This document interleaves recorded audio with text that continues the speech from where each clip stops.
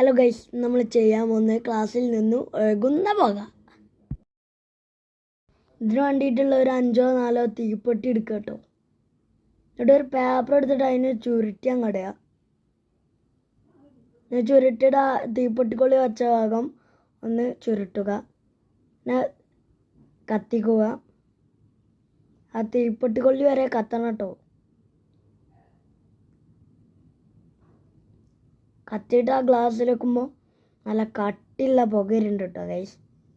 ഞാൻ കട്ടിയുള്ള പുക ഒന്ന് പൗതികളാകട്ടെ, എന്നിട്ട് നമുക്ക് എടുക്കാം.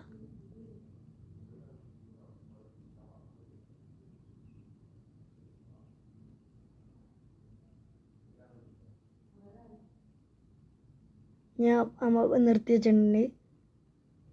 നമുക്ക് വേറെ ക്ലാസ് വയ്ക്കാം.